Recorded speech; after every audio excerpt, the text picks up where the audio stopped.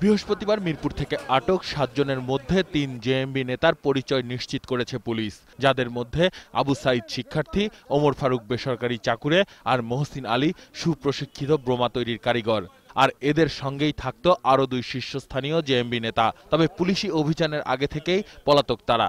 এক নম্বরে হচ্ছে মোহাম্মদ আবু সাঈদ উরফে রাসেল উরফে সালমান, যার বয়স ২২, এবং তার আরেকটি পরিচয় হচ্ছে সে ইস্ট ওয়েস্ট ইউনিভার্সিটিতে কম্পিউটার সায়েন্সের সেকেন্ড ইয়ারের স্টুডেন্ট।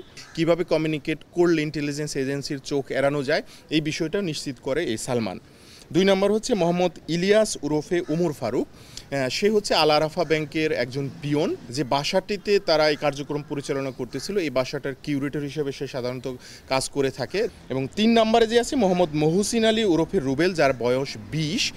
এই ছেলেটা বোমা বানানোতে অনেক এক্সপার্ট। পুলিশ বলছে গ্রেপ্তার এড়াতে একাধিক নাম ব্যবহার করে জঙ্গিরা, আর কয়েকটি ধাপে পরিচালিত হয় এই সংগঠন। যারা সক্রিয়ভাবে হয়তোবা কোনো কার্যক্রম বা কোনো মিটিং বা কোনো ধরনের আক্রমণের সাথে জড়িত না, বিভিন্ন ধরনের পেশাতে তারা নিয়োজিত থেকে থাকে, তারা সাধারণত মান্থলি ভিত্তিতে কিছু কন্ট্রিবিউশন করে থাকে। একই লোককে তা এক একটা সেল বিভিন্ন নামে জানে।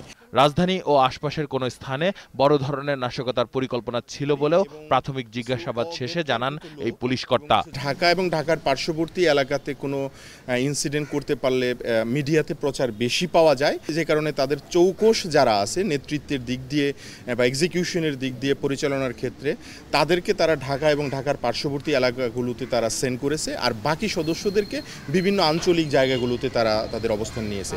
আটক ৩, পলাতক ২ সহ মোট ১০ থেকে ১১ জনের বিরুদ্ধে বাদী হয়ে মামলা করেছে পুলিশ। এদিকে মিরপুরে জঙ্গি গ্রেপ্তার হওয়া বাসাটি এখনো রয়েছে পুলিশি নিরাপত্তা বলয়ে। আসিফ সুমিত, ২১শে টেলিভিশন, ঢাকা।